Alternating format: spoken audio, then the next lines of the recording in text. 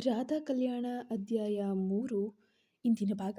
ರಾಧಿಕಾಗೆ full ಖುಷಿಯಾಗಿ ಅವಳಿಗೆ ನಂಬೋಕೆ ಸಾಧ್ಯವಾಗ್ತಿರ್ಲಿಲ್ಲ. Thank you so much, ನಾನು ನಂಬೋಕ್ಕಾಗ್ತಾ ಇಲ್ಲ ಅಂದ್ಲು. ಯಾಕೆ ನಿಮ್ಮ ಟ್ಯಾಲೆಂಟ್ ಮೇಲೆ ನಿಮಗೆ ನಂಬಿಕೆ ಇಲ್ವಾ ಇದು ವ್ಯಂಗ್ಯವಾಗಿ ಕೇಳಿದ.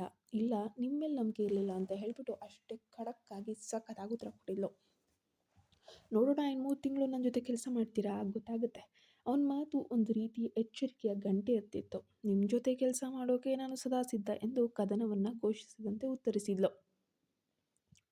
ಮೂಕ ಪ್ರೇಕ್ಷಕನಾಗಿ ನೋಡ್ತಿದ್ದಂತಹ ಕುಮಾರ್ ರಾಧಿಕಾ ಹೊರಟ ನಂತರ, ಅಲ್ಲ ಸರ್, ಆ ಹುಡುಗಿ ಪ್ಲ್ಯಾನ್ನಲ್ಲಿ ಅಂಥ ವಿಶೇಷತೆ ಏನೂ ಇಲ್ವಲ್ಲ ಸರ್, ಅದನ್ನು ನಾನೇ ಹೇಳ್ತಿದ್ದೆ ಅಂತ ಅನಿಸುತ್ತೆ ಅಂತ ಅಂದ. ಕೃಷ್ಣರಾಜ್ ಮುಷ್ಟಿ ಬಿಗಿಯುತ್ತಾ, ನಾನೇನು ಲುಕ್ ಬೈ ಚಾನ್ಸ್ CEO ಅಂತಾಳಲ್ವಾ, ಈ 3 ತಿಂಗಳಲ್ಲಿ ನನ್ನ ಹೆಸರು ಕೇಳಿದರೆ ಅವಳಿಗೆ ನಡುಕ ಹುಟ್ಟಬೇಕು, ಹಾಗೆ ಮಾಡ್ತೀನಿ ಅಂತ ಹೇಳ್ದ. ಪಾಪದ ಹುಡುಗಿ, ಯಾಕಾದ್ಲೂ ಬಂದ್ರೋ ಸಿಕ್ಕಾಕೊಂಡ್ಲು ಅಂತ ಕುಮಾರ ಮನಸ್ಸಿನಲ್ಲೇ ಅಂದ್ಕೊಂಡ. ಹೀಗೆ ಹಿಂದೆ ನಡೆದಂತಹ ಭಾಗದಲ್ಲಿ ಇಷ್ಟ ಆಗಿತ್ತು. ಕೃಷ್ಣ ಮತ್ತು ರಾಧಿಕಾ ನಡುವೆ ತಮ್ಮನ್ನು ತಾವು ಸಾಬೀತುಪಡಿಸ್ಕೊಳ್ಳುವಂತಹ ಕದನ ಅನ್ನೋದು ಶುರುವಾಗಿತ್ತು. ಯಾರಿಗೆ ಗೆಲುವು ಯಾರಿಗೆ ಸೋಲು, ಈಗ ನೋಡೋಣ ಅಧ್ಯಾಯ 3ರಲ್ಲಿ. ನನ್ನನ್ನು ಲುಕ್ ಬೈ ಚಾನ್ಸ್ CEO ಅಂತಾಳೆ. ಮುಗಿದ ತಕ್ಷಣ ಅಲ್ಲ, ಓದ್ತಿರುವಾಗಲೇ CEO ಆದೆ. ಅದು ಬ್ಯಾಡ್ ಲಕ್ ಬೈ ಚಾನ್ಸ್ ಇರಬೇಕು ಎಂದು ನಗುತ್ತಾ ಕೃಷ್ಣ ತನ್ನ ಮನೆಯ ಕಡೆಗೆ ನೋಡ್ತಾನೆ. ಬಾಗಿಲ ಬಳಿ ಇದ್ದ ಕೃಷ್ಣ ನೆಲೆ ಎಂಬ ನಾಮಫಲಕ ಹಳೆಯದಾಗಿ ಹದಗೆಟ್ಟು ಹೋಗಿದೆ. ತನ್ನ 5 ವರ್ಷದವನಾಗಿದ್ದಾಗ ಅಂದ್ರೆ ಪುಟ್ಟು ಮಗುವಿದ್ದಾಗ ಕಟ್ಟಿಸಿದಂತಹ ಮನೆಯ ಮೇಲೆ ಅವನು ಪ್ರೀತಿಯಿಂದ ಕೈ ಸವರಿತಾನೆ. ಒಂದು ರೀತಿಯ ಆತ್ಮೀಯತೆ ಇದೆ. ಆಗ ಅದು ಕೇವಲ ಒಂದು ಅಂತಸ್ತಿನ ಮಾತ್ರ ಆಗಿತ್ತು ಮನೆ. ಕುಮಾರ್ ಮುಂದಿನ ಕೆಲಸಗಳ ಬಗ್ಗೆ ಸೂಚನೆ ನೀಡಲು ಬಂದಾಗ, ಕುಮಾರ್ ನೀವು ಹೊರಡಿ, ನಾನು ಈಗಲೇ ಸ್ವಲ್ಪ ಹೊತ್ತು ಇದ್ದು ಬರ್ತೀನಿ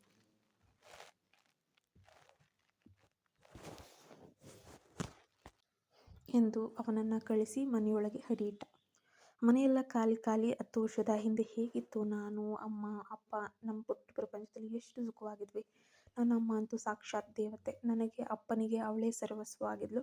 ನಾವಿಬ್ಬರನ್ನ ಅಷ್ಟು ಚೆನ್ನಾಗಿ ನೋಡ್ಕೊಳ್ತಿದ್ಲು. ಅವಳು ಹೋದ್ಮೇಲೆ ಬದುಕೊಂದು ಹೇಗೂ ಅಂತಾನೆ ನಮ್ಗೆ ತಿಳಿತಾ ಇಲ್ಲ. ಅವಳಿಲ್ಲದ ಈ ಮನೆಯಲ್ಲಿ ನಮಗೆ ಒಂದು ಕ್ಷಣವೂ ಇರೋಕೆ ಸಾಧ್ಯವೇ ಆಗಲಿಲ್ಲ. ಹಾಗಾಗಿ ಮನೆಯನ್ನು ಬಾಡಿಗೆ ಕೊಟ್ಟು ಚಿಕ್ಕಪ್ಪನ ಮನೆಗೆ ಹೋದ್ವಿ. ನಾನು ಹೇಗೋ ಓದಿನಲ್ಲಿ ಮುಳುಗಿದ್ದೆ. ಆದರೆ ಅಪ್ಪ ಅಮ್ಮನ ನೆನಪಲ್ಲೇ ಕೊರಗಿ 2 ವರ್ಷಕ್ಕೆ ನನ್ನನ್ನು ಅನಾಥನನ್ನಾಗಿ ಮಾಡಿ ಹೊರಟೇ ಹೋದರು. ಫೈನಲ್ ಇಯರ್ನಲ್ಲಿದ್ದಾಗ ಕಂಪನಿಯ ಜವಾಬ್ದಾರಿ ಹೆಗಲಿಗೆ ಬಿತ್ತು. ನಾನು CEO ಆದೆ. ಬಿಸ್ನೆಸ್ ಮ್ಯಾನೇಜ್ಮೆಂಟ್ ಓದ್ತಿದ್ದ ನನಗೆ ಆಗ ತಿಳಿಯಿತು, ಥಿಯರಿನೇ ಬೇರೆ, ಪ್ರಾಕ್ಟಿಕಲ್ಲೇ ಬೇರೆ ಅಂತ. ಅಮ್ಮನ ನೆನಪಿನಲ್ಲಿ ಅಪ್ಪ ಕಂಪನಿಯನ್ನು ನಿರ್ಲಕ್ಷಿಸಿದ್ರಿಂದ ಅದು ದಿವಾಳಿಯಾಗುವ ಹಂತಕ್ಕೆ ಬಂದು ತಲುಪಿತ್ತು. ಕಂಪನಿಯನ್ನು ಬೆಳೆಸುವುದರಲ್ಲಿ ಅದನ್ನು ಉಳಿಸಿಕೊಳ್ಳುವುದೇ ದೊಡ್ಡ ಸವಾಲಾಗಿತ್ತು. ಎಲ್ಲೆಡೆ ಈತ ಶತ್ರುಗಳೇ. ಈ ಬಿಸ್ನೆಸ್ ಎಂಬ ಸಮುದ್ರದಲ್ಲಿ ಎಲ್ಲರೂ ತಿಮಿಂಗಲಗಳೇ. ಅವರ ಮಧ್ಯೆ ನನ್ನಂತಹ ಪುಟ್ಟದಾದ ಮೀನು ಅಸ್ತಿತ್ವಕ್ಕಾಗಿ ಎಷ್ಟೊಂದು ಹೋರಾಟ ನಡೆಸಬೇಕಾಗಿತ್ತು. 1-2 ವರ್ಷ ಚಿಕ್ಕಪ್ಪನ ಸಹಾಯಕ್ಕೆ ನಿಂತರು. ಅವರಿಗೂ ತಮ್ಮ ರೆಸ್ಟೋರೆಂಟ್ ನಡೆಸುವಂತಹ ಜವಾಬ್ದಾರಿ ಅನ್ನೋದಿತ್ತು. ಇತ್ತ ಮನೆಯಲ್ಲಿ ಚಿಕ್ಕಮ್ಮನ ಅಸಮಾಧಾನ ಶುರುವಾಗಿ ಹೋಗಿತ್ತು. ಕೂತ್ರು, ನಿಂತರು, ಮಲಗಿದ್ರು, ಈ ದರಿದ್ರದವನಿಂದ ನಾವು ಬೀದಿಗೆ ಬರ್ತೀವಿ ಎಂಬ ಅವರ ಗೊಣಗಾಟದಿಂದ ಬೇಸತ್ತ ಚಿಕ್ಕಪ್ಪ ಬಹುಶಃ ಚಿಕ್ಕಪ್ಪನ ಸಹಾಯ ನಿರಾಕರಿಸಿ ಅವರ ಮನೆಯಿಂದ ಹೊರಬಂದೆ. ಅಂದು ಒಂದು ಪಾಠ ಕಲಿತೆ. ಜೀವನದಲ್ಲಿ 2 ವಿಷಯಗಳು ಬಹಳ ಬಹಳ ಬಹಳ ತುಂಬ ಮುಖ್ಯ ಆಗುತ್ತೆ. ಒಂದು ಪ್ರೀತಿ, ಇನ್ನೊಂದು ದುಡ್ಡು. ಪ್ರೀತಿ ಅಂತೂ ನನ್ನ ಪಾಲಿಗಿಲ್ಲ, ಇನ್ನು ಏನಿದ್ರೂ ದುಡ್ಡೇ ನಿರ್ಧರಿಸಲಿ ಅಂತ ಅಂದ್ಕೊಂಡೆ. ಅಂದಿನಿಂದ ನಾನು ಹಿಂದೆ ತಿರುಗಿ ನೋಡಲೇ ಇಲ್ಲ. ಆಡು ಮುಟ್ಟದ ಸೊಪ್ಪಿಲ್ಲ ಎನ್ನುವಂತೆ ನಾನು ಮಾಡದ ಬಿಸ್ನೆಸ್ಸೇ ಇಲ್ಲ. ಅದರ ಫಲವೇ ಇಂದಿನ ಈ ಕೃಷ್ಣ ಗ್ರೂಪ್ ಆಫ್ ಕಂಪನೀಸ್. ಈಗ ನನ್ನ ಬಳಿ ಎಲ್ಲ ಇದೆ. ಆಸ್ತಿ, ಅಂತಸ್ತು, ಹೆಸರು, ಗೌರವ, ಪ್ರೆಸ್ಟೀಜ್. ಜೊತೆಗೆ ನನ್ನ ಅಂತಸ್ತಿಗೆ ತಕ್ಕ ಮತ್ತು ರೂಪಕ್ಕೆ ಅನುರೂಪಳಾದ ಬಾಳ ಸಂಗಾತಿಯಾಗಲು ಐಶ್ವರ್ಯ ಕೂಡ ಇದ್ದಾಳೆ. ಯಾಕೋ ಗೊತ್ತಿಲ್ಲ, ಒಂದು ರೀತಿಯ ಖಾಲಿತನ. ನಾವಿಬ್ಬರನ್ನ ನಾವು ತುಂಬ ಮಿಸ್ ಮಾಡ್ಕೊಳ್ತಿದ್ದೀವಿ ಎಂದು ನಿಟ್ಟುಸಿರು ಬಿಟ್ಟ ಕೃಷ್ಣ. ಪ್ರಾಜೆಕ್ಟ್ ಏನೋ ಸಿಕ್ಕ ಖುಷಿಯಲ್ಲಿ ರಾಧಿಕಾ ಶಂಕರ್ ಸರ್ಗೆ ಫೋನನ್ನು ಹಚ್ಚಿ ವಿಷಯನ ತಿಳಿಸ್ತಾಳೆ. ಅವರು ತುಂಬ ಸಂತೋಷ ಪಡ್ತಾರೆ. 2 ದಿನಗಳಲ್ಲಿ ಕೃಷ್ಣರಾಜ್ ಅವರ ಜೊತೆಗೆ ಮೀಟಿಂಗ್ ಅರೇಂಜ್ ಮಾಡುವಂತೆ ತಿಳಿಸಿದರು. ಏನಕ್ಕ, ಹೇಗಿತ್ತು ಇವತ್ತಿನ ಮೀಟಿಂಗು? ನಿನ್ನೆ ರಾತ್ರಿ ಎಲ್ಲ ಫುಲ್ ತಯಾರಿ ನಡೆಸ್ತಿದೆಯಲ್ಲ, ಸಕ್ಸಸ್ ಆಯ್ತಾ ಎಂದು ರಾಶಿ ಕೇಳಿದ್ಲು. ಪ್ರಾಜೆಕ್ಟ್ ಏನೋ ನನಗೆ ಸಿಕ್ತು ಎಂದು ರಾಧಿಕಾ ಹೇಳುವಾಗ ಅವಳಿಗೆ ಕೃಷ್ಣನ ಆ ಜೇನು ಬಣ್ಣದ ಕಣ್ಣುಗಳ ನೆನಪಾಯಿತು. ಜೀವನದಲ್ಲೇ ಮೊದಲ ಬಾರಿಗೆ ಇಂತಹ ಆಕರ್ಷಣೆಗೆ ಒಳಗಾಗಿದ್ಲು. ಕೃಷ್ಣನಂತೆ ಅವನು ಎಷ್ಟು ಮೋಹಕವಾಗಿದ್ದಾನೆ, ಎಷ್ಟು ಸುಂದರವಾಗಿದ್ದಾನೆ, ಎಷ್ಟು ಆಕರ್ಷಣೀಯ. ಅತ್ತ ಎಂದು ರಾಶಿ ಕಿರ್ಚಿದಾಗ ರಾಧಿಕಾ ಎಚ್ಚರಗೊಂಡ್ಬಿಟ್ಲು. ಏನೇ ನಿಂದು ರಾಕ್ಷಸಿ ಎಂದು ಕೋಪದಿಂದ ರೇಗಿದ್ಲು. ಟ್ರೀಟ್ ಯಾವಾಗ ಕೊಡಿಸ್ತೀಯ ಅಂತ ಆಗ್ಲಿಂದ ಕೇಳ್ತಾ ಇದ್ದೀನಿ, ಎಲ್ಲೋ ಕಳೆದು ಹೋಗಿದೆಯೇ ಎಂದು ರಾಶಿ ಕೇಳಿದ್ಲು. ಟ್ರೀಟಾ? ಇನ್ನು 3 ತಿಂಗಳು ಈ ಪ್ರಾಜೆಕ್ಟ್ ಮುಗಿದ ಮೇಲೆ, ನನ್ನ ಕೆಲಸ ಸಕ್ಸಸ್ ಆದಮೇಲೆ, ನನ್ನ ಕೆಲಸ ಕೊನೆಗೂ ಉಳಿದ್ರೆ ನಿನಗೆ ಟ್ರೀಟ್ ಖಂಡಿತ ಕೊಡಿಸ್ತೀನಿ ಅಂದ್ಲು. ರಾಶಿಗೆ ಅರ್ಥವಾಗದೆ ಅಕ್ಕನನ್ನೇ ನೋಡಿದ್ಲು. ರಾಧಿಕಾ ನಡೆದ ವಿಷಯವನ್ನೆಲ್ಲ ವಿವರಿಸಿದಾಗ, ಅಕ್ಕ, ನೀನು ಅಷ್ಟೆಲ್ಲ ಸವಾಲು ಹಾಕಿದ ಮೇಲೆ ನಿನಗೆ ಈ ಪ್ರಾಜೆಕ್ಟ್ ಕೊಟ್ಟಿದ್ದಾರಾ? ಅಂದರೆ ಎಲ್ಲೋ ಏನೋ ಮಿಸ್ ಹೊಡೆದಿದೆ ಅನ್ನಿಸ್ತಿದೆಯಲ್ಲ ಅಂದ್ಲು. ನನಗೂ ಡೌಟ್ ಇದೆ, ನೋಡೋಣ, ಎಲ್ಲ ಕೃಷ್ಣನ ಲೀಲೆ ಎಂದ್ಲು ರಾಧಿಕಾ. ಆ ಕೃಷ್ಣನಂದನ ಅಥವಾ ಆ ಕೃಷ್ಣನದೋ ಎಂದು ರಾಶಿ ರೇಗಿಸಿದಾಗ ಇಬ್ಬರೂ ನಕ್ಕರು. ಮೀಟಿಂಗ್ ಇದ್ದ ದಿನ ಶಂಕರ್ ರಾವ್ ರಾಧಿಕಾಳನ್ನು ತಮ್ಮ ಜೊತೆಯಲ್ಲೇ ಕರೆದುಕೊಂಡು ಹೋದರು. ಅದು ದೊಡ್ಡ ಐಷಾರಾಮಿ ರೆಸ್ಟೋರೆಂಟ್ ಆಗಿತ್ತು. ಈ ರೆಸ್ಟೋರೆಂಟ್ ಕೂಡ ಕ್ರಿಶ್ ಅವ್ರದ್ದೇ. ಹೋದ ವರ್ಷ ನಾವೇ ಇಂಟೀರಿಯರ್ ಮಾಡಿದ್ದು ಎಂದರು ಶಂಕರ್. ರಾಧಿಕಾ ಅಚ್ಚರಿಯಿಂದ ಕಣ್ಣನ್ನು ಅರಳಿಸಿದರು. 4ನೇ ಮಹಡಿಯಲ್ಲಿ ಮೀಟಿಂಗ್ ವ್ಯವಸ್ಥೆ ಕೂಡ ಮಾಡಲಾಗಿತ್ತು. ಹಚ್ಚ ನೀಲಿ ಬಣ್ಣದ ಡಿಸೈನರ್ ಸೂಟ್ನಲ್ಲಿ ಕಂಗೊಳಿಸುತ್ತಿದ್ದಂತಹ ಕೃಷ್ಣನನ್ನು ನೋಡಿ ಅವಳು ಒಮ್ಮೆ ಹೊಗಳು ನುಂಗಿದ್ಲು. ಈ ಮನುಷ್ಯ ಯಾಕೆ ಇಷ್ಟೊಂದು ಡಿಸ್ಟ್ರಾಕ್ಟ್ ಮಾಡ್ತಾ ಇದ್ದಾನಲ್ಲ, ಏನು ಬಂದಿದೆ ಅವನಿಗೆ, ಜಾಸ್ತಿ ನೋಡಬೇಡ ಎಂದು ತನ್ನನ್ನೇ ತಾನು ಎಚ್ಚರಿಸಿಕೊಂಡ್ಳು. ಹಲೋ ಮಿಸ್ಟರ್ ಶಂಕರ್, ಹೇಗಿದ್ದೀರಾ ಎಂದು ಮುಗುಳ್ನಗುತ್ತಾ ಕೈ ಕುಲುಕಿದ ಕೃಷ್ಣ. ನಂತರ ರಾಧಿಕಾಳನ್ನು ನೋಡಿ ಕೈ ಚಾಚಿದ. ಹಲೋ ಮಿಸ್ ಎಂದು ಹೆಸರು ಮರೆತಂತೆ ರಾಗ ಹೇಳಿದ. ಅವತ್ತೇ ಅಂಡರ್ಲೈನ್ ಮಾಡಿ ಹೇಳಿದ್ನಲ್ಲ, ಆಗಲೇ ಮರ್ತು ಹೋಯ್ತಾ ಎಂದು ಅಂದುಕೊಳ್ಳುತ್ತಾ ಅವಳು ಕೈ ಕುಲುವಾಗ ಮೆಲ್ಲನೆ ಅವಳ ಕೈಗೆ ಜಿಗುಟಿದ್ಲು. ರಾಧಿಕಾ ಅಂದ್ಲು. ಹಾ ಎಂದು ಕೈ ಹಿಂದೆ ತೆಗೆದುಕೊಂಡು ಅವಳನ್ನು ದುರುಗುಟ್ಟಿ ನೋಡಿದ್ದ. ಹೀಗೆ ಮಾಡಿದರೆ ಇನ್ನೊಂದು ಸರಿ ಮರೆಯಲ್ಲ ಅಂತ ಎಂದು ಅವಳು ನಗುತ್ತಾ ಹೇಳಿದ್ಲು. ಗುಡ್ ಒನ್, ಇನ್ಯಾವತ್ತೂ ನಿಮ್ಮ ಹೆಸರು ಮರೆಯಲ್ಲ ರಾಧಿಕಾ ಎಂದು ಅವನು ನಸು ನಗುತ್ತಾ ಹೇಳಿದಾಗ ಅವನ ಧ್ವನಿಯಲ್ಲಿ ನನ್ನ ಹೆಸರು ಎಷ್ಟು ಮುದ್ದಾಗಿ ಕೇಳಿಸ್ತಾ ಇದೆ ಅಲ್ವಾ ಎಂದು ಅವಳು ಭಾವಿಸ್ತಾಳೆ. ಸಾರಿ ಕ್ರಿಶ್, ಮೊನ್ನೆ ಮೀಟಿಂಗ್ಗೆ ಬರೋಕ್ಕಾಗಿಲ್ಲ. ರಾಧಿಕಾ ಹೇಳಿರಬಹುದು, ಆದರೂ ಈ ಪ್ರಾಜೆಕ್ಟ್ ನಮಗೆ ವಹಿಸಿದ್ದಕ್ಕೆ ತುಂಬ ಧನ್ಯವಾದ ಅಂದರು. ಶಂಕರ್, ಪರವಾಗಿಲ್ಲ ಬಿಡಿ, ನಿಮ್ಮ ಅಸಿಸ್ಟೆಂಟ್ ಚೆನ್ನಾಗಿ ಮ್ಯಾನೇಜ್ ಮಾಡಿದರು ಅಂತ ಹೇಳಿ ರಾಧಿಕಾಳನ್ನು ನೋಡುತ್ತಾ ಕೃಷ್ಣ ಹೇಳಿದ್ದ. ಹೌದು, ನಮ್ಮ ರಾಧಿಕಾ ತುಂಬ ಟ್ಯಾಲೆಂಟೆಡು, ಇನ್ನು ಮುಂದೆ ನೀವೇ ನೋಡ್ತೀರಾ ಎಂದರು ಶಂಕರ್. ಇನ್ನು 3 ತಿಂಗಳು ನೋಡೋಣ ಅವರೆಷ್ಟು ಟ್ಯಾಲೆಂಟೆಡ್ ಅಂತ ಕೃಷ್ಣ ಹೇಳಿದಾಗ ಅವಳು ತನ್ನ ಕಾಲೆಳೆಯುತ್ತಿದ್ದಾನೆ ಅಂತಾನೂ ಅನ್ನಿಸ್ತು. ಇರಲಿ, ನಾವು ಮಾತಾಡಲ್ಲ, ನನ್ನ ಕೆಲಸ ಮಾತಾಡುತ್ತೆ ಅಂತ ಅಂದುಕೊಂಡು ಅವಳು ಪ್ರೆಸೆಂಟೇಷನನ್ನು ತೋರಿಸೋಕೆ ಶುರು ಮಾಡ್ತಾಳೆ.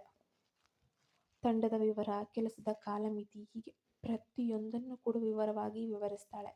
ಇದೆಲ್ಲ ಬೇಸಿಕ್, ನಿಮ್ಮ ಬಜೆಟ್ ಹೇಳಿದರೆ ನಿಮ್ಮ ಅಭಿರುಚಿಗೆ ತಕ್ಕಂತೆ ವಿನ್ಯಾಸ ಮಾಡಬಹುದು ಎಂದಾಗ ಅಲ್ಲಿದ್ದವರೆಲ್ಲರೂ ದಂಗಾಗಿ ಹೋದರು. ಅವಳನ್ನು ನೋಡಿದರು. ನಾನೇನು ತಪ್ಪು ಹೇಳಿದೆ ಅಂತ ಎಲ್ಲರೂ ಹೀಗೆ ನೋಡ್ತಿದ್ದಾರೆ ಎಂದು ಶಂಕರ್ ಅವರತ್ತ ತಿರುಗಿ, ಸರ್, ಅದು ಅವರ ಬಜೆಟ್ ಫೈನಲ್ ಮಾಡಿದರೆ ಎನ್ನುತ್ತಿದ್ದವಳನ್ನು ಅವರು ಕಣ್ಣಿನಲ್ಲಿ ಸುಮ್ಮನಿರಿಸಿದರು. ಸರಿ ಆಯಿತು ಬಿಡಿ ಮೇಡಮ್, ಕುಬೇರನ ಹತ್ರನೇ ಬಜೆಟ್ ಡಿಸೈಡ್ ಮಾಡ್ತಾ ಇದ್ದೀರಾ ಎಂದು ಕುಮಾರ್ ನಕ್ಕಿದ್ರು. ಚೆನ್ನಾಗಿರೋದಕ್ಕೆ ಇಡ್ತಾ ಇರಲಿ ಅಂತ ಹಾಗೆ ಹೇಳಿದಷ್ಟೇ ಎಂದು ಅವಳು ಸಮರ್ಥನೆ ಮಾಡಿಕೊಂಡ್ಳು.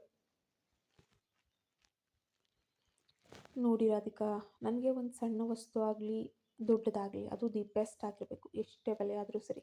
ನೀವು ಒಂದು ಸಾರಿ ನಮ್ಮ ರೆಸ್ಟೋರೆಂಟ್ ಪೂರ್ತಿ ನೋಡ್ಕೊಂಡು ಬನ್ನಿ, ಆಗ ನನ್ನ ಟೇಸ್ಟ್ ಏನು ಅಂತ ನಿಮಗೆ ಅರ್ಥವಾಗಿಬಿಡುತ್ತೆ ಎಂದ ಕೃಷ್ಣ. ಸರಿ ಎಂಬಂತೆ ಅವಳು ತಲೆ ಅಲ್ಲಾಡಿಸ್ತಾಳೆ. ಪೇಪರ್ ವರ್ಕ್ ಮುಗಿಯೋವರೆಗೂ ರೆಸ್ಟೋರೆಂಟ್ ನೋಡಿ ಬರುವಂತೆ ಶಂಕರ್ ಅವಳನ್ನು ಕುಮಾರ್ ಜೊತೆ ಕಳಿಸ್ಕೊಡ್ತಾನೆ. ನೋಡಿ ಮೇಡಮ್, ನಮ್ಮ ಕ್ರಿಶ್ ಅವರು ತುಂಬ ಅಂದರೆ ತುಂಬ ಕಾಸ್ಟ್ಲಿ. ಇಲ್ಲಿರುವ ಪ್ರತಿಯೊಂದು ಫರ್ನಿಚರು ಮತ್ತು ಶೋಪೀಸ್ ಕೂಡ ಅವರೇ ಖುದ್ದಾಗಿ ಆಯ್ಕೆ ಮಾಡ್ಕೊಳ್ಳೋವಂಥದ್ದು. ಕೆಲಸದ ವಿಷಯದಲ್ಲಂತೂ ಅವರಿಗೆ ಕಾಂಪ್ರಮೈಸ್ ಮಾಡೋದೇ ಗೊತ್ತಿಲ್ಲ. ಬಟ್ ನಿಮ್ಮನ್ನು ಇಳಿಸೋಕೆ ಅಥವಾ ನಿಮ್ಮನ್ನು ಎದುರಿಸೋಕೆ ನಾನು ಹೇಳ್ತಾ ಇರೋದಲ್ಲ, ಗೊತ್ತಿರಲಿ ಅಂತ ಅಷ್ಟೇ, ನಿಮ್ಮ ಸೇಫ್ಟಿಗೆ ಎಂದ ಕುಮಾರ್. ಎಲ್ಲವನ್ನು ನೋಡಿದ ಮೇಲೆ ರಾಧಿಕಾಳಿಗೂ ಹಾಗೆ ಅನ್ನಿಸ್ತು. ಈ ಮನುಷ್ಯನಿಗೆ ನಿಜಕ್ಕೂ ತುಂಬ ತುಂಬ ತುಂಬ ತುಂಬ ಡಿಫ್ರೆಂಟ್ ಆಗಿ ಒಳ್ಳೆ ಟೇಸ್ಟ್ ಇದೆ ಅಂತ. ಶಂಕರ್ ಅವರು ಹೊರಡಲು ಹೆದರು. ಇನ್ನೇನು ಲಂಚ್ ಟೈಮ್ ಬೇರೆ ಆಯಿತು, ಒಟ್ಟಿಗೆ ಊಟ ಮಾಡೋಣ ಬನ್ನಿ ಎಂದು ಕೃಷ್ಣ ಆಹ್ವಾನಿಸಿದ. ಇಲ್ಲ, ನೀವು ತರಿಸಿದಂತಹ ಸ್ನ್ಯಾಕ್ಸೇ ಸಾಕಾಯಿತು, ನಾನು ಬೇರೆ ಕೆಲಸ ಇದೆ, ಇನ್ನೊಮ್ಮೆ ಖಂಡಿತ ಬರ್ತೀನಿ ಎಂದು ನಯವಾಗಿ ನಿರಾಕರಿಸಿದ್ರು. ಶಂಕರ್, ರಾಧಿಕಾ ಕೂಡ ಅವರ ಜೊತೆ ಎದ್ದಳು. ಮಿಸ್ ರಾಧಿಕಾ, ನೀವು ಎಲ್ಲಿಗೆ?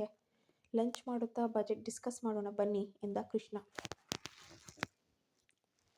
ಅವನ ಹಿತವಾದ ಮಾತು, ಅದೇ ಮೋಹಕವಾದ ನಗು, ಮುರಳಿ ಮೋಹನನ ಹಾಗೆ ನೋಟ. ರಾಧಿಕಾಗಿ ಯಾಕೋ ಇವನು ತುಂಬ ಅತಿಯಾಗಿ ರೇಗಿಸ್ತಾ ಇದ್ದಾನಾ ಅಂತ ಅನ್ನಿಸ್ಬಿಡ್ತು. ಸಾರಿ ಸಾರಿ, ನನಗೂ ಕೆಲಸ ಇದೆ ಎಂದು ದುರ್ಗುಟ್ಟಿದ್ಲು. ಅಂದರೆ ಇದು ಕೆಲಸ ಅಲ್ವಾ? ಕೃಷ್ಣನ್ ಧ್ವನಿ ಗಂಭೀರವಾಗಿತ್ತು.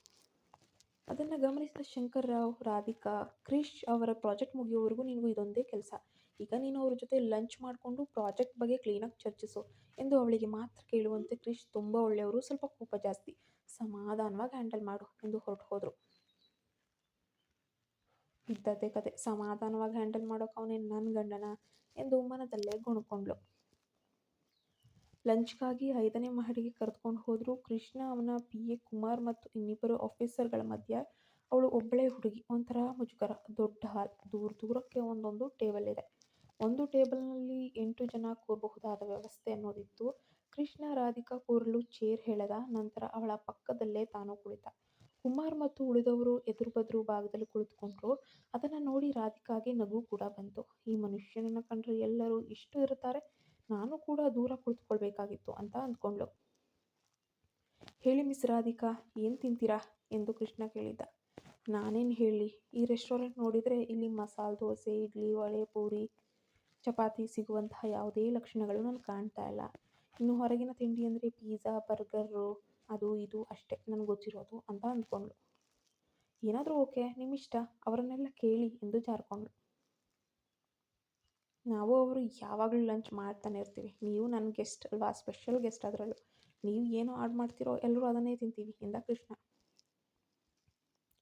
ಯಾಕೋ ಅವಳಿಗೆ ಕಾಲೇಜ್ನಲ್ಲಿ ಸೀನಿಯರ್ಸು ಜೂನಿಯರ್ಸ್ನ ರ್ಯಾಗಿಂಗ್ ಮಾಡುವಂತೆ ಅನ್ನಿಸ್ತು. ಅಲ್ಲಿಂದ ಮೆನು ಕಾರ್ಡ್ ತೆಗೆದುಕೊಂಡು ಏನಾದರೂ ಆರ್ಡರ್ ಮಾಡೋಣ ಅನ್ನೋಷ್ಟರಲ್ಲಿ ಕೃಷ್ಣ ಅದನ್ನು ಕಿತ್ಕೊಂಡು, ನಮ್ಮಲ್ಲಿ ಬೆಸ್ಟ್ ಅಂದರೆ ಇಟಾಲಿಯನ್ ಮತ್ತು ಥೈ ಫುಡ್ ಸಿಗುತ್ತೆ ಎಂದ. ಅಲ್ಲಿಗೆ ಕತೆ ಮುಗ್ದೇ ಹೋಯಿತು ಅಂದ್ಕೊಂಡು ರಾಧಿಕಾ ಮನದಲ್ಲೇ ಶಪಿಸುತ್ತಾ, ನಾನು ಯಾವ ಥೈಲ್ಯಾಂಡು ಅಥವಾ ಇಟಾಲಿಯನ್ ಫುಡ್ ತಿಂದಿದ್ದೇನೆ, ಹೆಸರು ಕೂಡ ಕೇಳಿಲ್ಲ. ಪಿಜ್ಜಾ ಒಂದು ಗೊತ್ತು, ಅದು ಆವಾಗಲೇ ಸ್ನ್ಯಾಕ್ಸ್ನಲ್ಲೇ ಇದ್ದುಬಿಡ್ತಲ್ಲಪ್ಪ, ಏನು ಮಾಡೋದು ಶಿವನೇ. ನಿಮ್ಮ ರೆಸ್ಟೋರೆಂಟ್ನಲ್ಲಿ ಯಾವ ಡಿಶ್ಶು ಯಾವ ಟೇಸ್ಟ್ ಬೆಸ್ಟ್ ಅಂತ ನನಗೇನು ಗೊತ್ತು, ನೀವು ತರಿಸಿದ ಮೇಲೆ ತಿಂದು ಹೇಳ್ತೀನಿ ಅದು ಬೆಸ್ಟಾ ವರ್ಸ್ಟಾ ಅಂತ ಎಂದು ಅವಳು ಸವಾಲು ಹಾಕಿದ್ಲು. ಕೃಷ್ಣ ಅವಳ ಬುದ್ಧಿವಂತಿಕೆಗೆ ಉಬ್ಬೇರಿಸ್ತಾ ವೇಟರ್ ಕರೆದು ಕೆಲವು ಡಿಶ್ಗಳನ್ನು ತರಲು ಹೇಳಿದ ಮೇಲೆ, ನಿಮ್ಮ ಬಾಸ್ ಹೇಳುವಂತೆ ನೀವು ತುಂಬ ಟ್ಯಾಲೆಂಟೆಡ್, ಏನೋ ಬರುತ್ತೋ ಇಲ್ವೋ ಮ್ಯಾನೇಜ್ ಮಾಡೋದು ಮಾತ್ರ ತುಂಬ ಚೆನ್ನಾಗಿ ಕಲ್ತ್ಕೊಂಡಿದ್ದೀರಾ, ತುಂಬ ಚೆನ್ನಾಗೇ ಬರುತ್ತೆ ಎಂದು ನಕ್ಕ ಕೃಷ್ಣ. ಕೇಳಿ ನಗು ನೋಡು, ಇನ್ಯಾವ ಸ್ಕೆಚ್ ಹಾಕಿದ್ದಾನೋ ಅಂತ ಅಂದ್ಕೊಂಡ್ಳು. ಅಷ್ಟರಲ್ಲಿ ಒಂದೊಂದಾಗಿ 7-8 ಡಿಶ್ಗಳು ಬಂದವು. ಎಲ್ಲವೂ ವಿಚಿತ್ರವಾಗಿಯೇ ಇದ್ದವನು. ಕೃಷ್ಣನೇ ಅವಳ ತಟ್ಟೆಗೆ ಬಡಿಸಿದ್ದ. ಪಕ್ಕದಲ್ಲಿ 2-3 ತರಹದ ಪೋರ್ಕ್, ನೈಫು, ಸ್ಪೂನು, ಅದು ಇದು ಎಲ್ಲ ಇದ್ವು.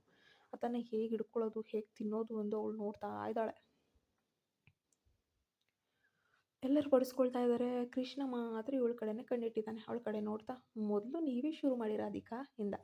ಎಲ್ಲರೂ ಅವಳನ್ನೇ ನೋಡ್ತಾ ಇದ್ರು. ಈ ವೇಟರ್ಗಳು ಕೂಡ ಅವಳನ್ನೇ ವಿಶೇಷ ಎಂಬಂತೆ ಮ್ಯಾಮ್ ಈ ಸಾಸ್ ಹಾಕೊಳ್ಳಿ ಎಂದು ಇನ್ನೇನೋ ಹಾಕುತ್ತಾ ಅಲ್ಲೇ ನಿಂತಿದ್ರು. ನಾನೇನಾದರೂ ಮಾಸ್ಟರ್ ಶೆಫ್ ಜಡ್ಜಾ? ಎಲ್ಲರೂ ನನ್ನನ್ನೇ ನೋಡ್ತಿದ್ದೀರಲ್ಲ, ಜಾಸ್ತಿ ಅಂದರೆ ಏನಾಗುತ್ತೆ ನೋಡಿ, ನಗ್ತಾರೆ ಅಷ್ಟೇ ತಾನೇ, ನಗಲಿ ಬಿಡು ಎಂದುಕೊಂಡು ತಪ್ಪಾಗಿ ಬಲಗೈಯಲ್ಲಿ ನೈಫ್ ಮತ್ತು ಎಡಗೈಯಲ್ಲಿ ಫೋರ್ಕನ್ನು ತೆಗೆದುಕೊಂಡ್ಬಿಟ್ಲು. ಆ ಕ್ಷಣದಲ್ಲಿ ಕೃಷ್ಣ ಅವಳಿಗೆ ಅವಮಾನ ಮಾಡಲೇಬೇಕು ಅಂತ ಕಾಯ್ತಿದ್ನೋ ಏನೋ, ಹಾಗೆ ಅನ್ನಿಸ್ತಿತ್ತು. ಆದರೆ ಅವಳು ತಿನ್ನಲು ಪರದಾಡುತ್ತಿರುವುದನ್ನು ಕಂಡಾಗ ಕೃಷ್ಣನಿಗೆ ಎಷ್ಟೋ ವರ್ಷಗಳ ಹಿಂದೆ ತನಗಾದಂತಹ ಅವಮಾನ ಅನ್ನೋದು ಒಂದು ಕ್ಷಣ ನೆನಪಾಗಿ ಬಂದ್ಬಿಡುತ್ತೆ. ಶ್ರೀಮಂತರು ಅವನಿಗೆ ನಿನಗೆ ಕ್ಲಾಸ್ ಇಲ್ಲ, ಸ್ಟೈಲ್ ಇಲ್ಲ, ನಮ್ಮ ನಡುವೆ ಕೂತು ತಿನ್ನುವಂತಹ ಯೋಗ್ಯತೆಯೇ ಇಲ್ಲ ಅಂತ ಅವಮಾನಿಸೋದು ನೆನಪಾಗಿ ನಾನು ಈಗ ಅವರಂತೆಯೇ ಆಡ್ತಾ ಇದ್ದೀನಾ ಅಂತಲೂ ಅನ್ನಿಸ್ಬಿಡ್ತು. ತಕ್ಷಣ ರಾಧಿಕಾ ಕೈಯಿಂದ ಪೋರ್ಕ್ ಮತ್ತು ನೈಫನ್ನು ಕಿತ್ತು ಕೆಳಗಿಟ್ಟು ಕೃಷ್ಣ, ಏನು ಗೊತ್ತಾ ರಾಧಿಕಾ, ಈ ವಿದೇಶಿ ಡಿಶ್ ಆದರೂ ಪೋರ್ಕ್ನಲ್ಲಿ ತಿಂದರೆ ಮಜಾನೇ ಇರಲ್ಲ, ಕೈಯಲ್ಲೇ ತಿನ್ನೋಣ, ಇನ್ನೂ ರುಚಿಯಾಗಿರುತ್ತೆ ಎಂದು ತಾನು ಕೈಯಲ್ಲೇ ತಿನ್ನೋಕೆ ಶುರು ಮಾಡಿದ್ದ. ಅವನ ಮಾತು ಕೇಳಿ ಉಳಿದವರು ಕೂಡ ಕೈಯಲ್ಲೇ ತಿನ್ನೋಕೆ ಆರಂಭಿಸ್ತಾರೆ.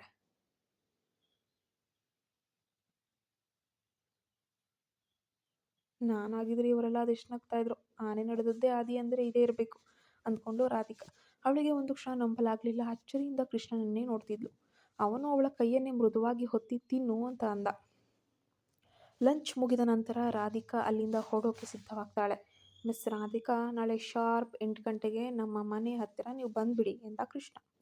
ಅವಳು ಆಯಿತು ಖಂಡಿತ ಅಂತ ತಲೆಯಾಡಿಸಿ ಹೊರಡುವಾಗ, ನನಗೆ ಕಾಯೋದು ಇಷ್ಟ ಆಗಲ್ಲ ಅಂತ ಮತ್ತೊಮ್ಮೆ ನೆನಪಿಗೆ ಬರೆಸ್ತಾ ಕತೆ ಮುಂದುವರಿಯುತ್ತೆ. ನೀವಿನ್ನೂ ನಮ್ಮ ಚಾನಲ್ಗೆ ಸಬ್ಸ್ಕ್ರೈಬ್ ಆಗಿಲ್ಲ ಅಂದರೆ ಈ ಕೂಡಲೇ ಸಬ್ಸ್ಕ್ರೈಬ್ ಆಗಿ ಪಕ್ಕದಲ್ಲಿ ಕಾಣೋ ಬೆಲ್ ಪ್ರೆಸ್ ಮಾಡೋದನ್ನು ಮರಿಲೇಬೇಡಿ.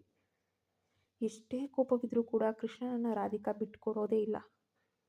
ಕೃಷ್ಣನಿಗೆ ಕಾಯುವುದು ಇಷ್ಟ ಇಲ್ಲ, ಆದರೆ ನಮ್ಮ ರಾಧಿಕಾ ಸಮಯಕ್ಕೆ ಸರಿಯಾಗಿ ಹೋದ ಇತಿಹಾಸ ಅನ್ನೋದೇ ಇಲ್ಲ. ಮುಂದಿನ ಅಧ್ಯಾಯಕ್ಕಾಗಿ ದಯವಿಟ್ಟು ನಮ್ಮ ಚಾನಲ್ಗೆ ಸಬ್ಸ್ಕ್ರೈಬ್ ಆಗಿ ಪ್ಲೀಸ್ ಸಬ್ಸ್ಕ್ರೈಬ್ ಅನ್ನೋದು ನನಗೆ ತುಂಬ ಇಂಪಾರ್ಟೆಂಟ್. ಇವತ್ತು ಕಾಲೆಳೆಯುವಂತಹ ಇವನ ಪ್ಲ್ಯಾನ್ ಫುಲ್ ಫ್ಲಾಪ್ ಆಗಿತ್ತು. ಆದರೂ ಕೊನೆ ಕ್ಷಣದಲ್ಲಿ ಯಾಕೆ ಕೈ ಬಿಟ್ಬಿಟ್ಟ? ಆ ದೇವ್ರಿಗೆ ಗೊತ್ತು. ಈ ಮುದ್ದು ಕೃಷ್ಣ ಸುಂದರಾಂಗನಷ್ಟೇ ಅಲ್ಲ, ಎಂಥ ಕೇಡಿ ಕೂಡ ಅಂತ. ನಾಳೆ ಹೇಗಾದರೂ ಮಾಡಿ ಸಮಯಕ್ಕೆ ಸರಿಯಾಗಿ ಹೋಗಲೇಬೇಕು. ಪಾಪ ನಮ್ಮ ರಾಧಿಕಾ ಗೊತ್ತಿಲ್ಲ, ಅವಳು ಏನೇ ಮಾಡಿದರೂ ಲೇಟ್ ಆಗೋದು ಫಿಕ್ಸ್ ಅಂತ. ಹಾಗೂ ಈಗ ಕಷ್ಟಪಟ್ಟು ಎಂದಿನಂತೆ ತಿಂಡಿ ಕೂಡ ತಿನ್ನದೆ ಸರಿಯಾಗಿ 8 ಗಂಟೆ 5 ನಿಮಿಷಕ್ಕೆ ಕೃಷ್ಣ ನಿಲಯದ ಮುಂದೆ ಬಂದು ನಿಂತಳು. ಇನ್ನೂ ಕೃಷ್ಣ ಬಂದಿರಲಿಲ್ಲ. ಹುಡುಗಿ ಫುಲ್ಲು ಖುಷಿ. ಸದ್ಯ ಆ ಕೇಡಿ ಇನ್ನೂ ಬಂದಿಲ್ಲ, ಅವನಿಗಿಂತ ಮುಂಚೆ ನಾನೇ ಬಂದುಬಿಟ್ಟಿದ್ದೀನಿ, ಸಕ್ಸಸ್ ಆಯಿತು ನನ್ನ ಕೆಲಸ ಅಂತ ಅನ್ಕೊಂಡು ಫುಲ್ ಹ್ಯಾಪಿಯಾಗಿ ನಿಂತಿದ್ದಾಳೆ. ಇದು ಮುಂದುವರೆದ ಭಾಗ. ಮುಂದೆ ಏನಾಗುತ್ತೆ ನೋಡೋಣ. ಪ್ಲೀಸ್ ನಮ್ಮ ಚಾನಲ್ಗೆ ಸಬ್ಸ್ಕ್ರೈಬ್ ಆಗಿಲ್ಲ ಅಂದರೆ ಈ ಕೂಡಲೇ ಪಟ್ಟದ ಸಬ್ಸ್ಕ್ರೈಬ್ ಆಗಿ ನೋಟಿಫಿಕೇಶನ್ ಆನ್ ಮಾಡಿ ಇಟ್ಕೊಳ್ಳಿ. ಕತೆ ಬರ್ತಾನೆ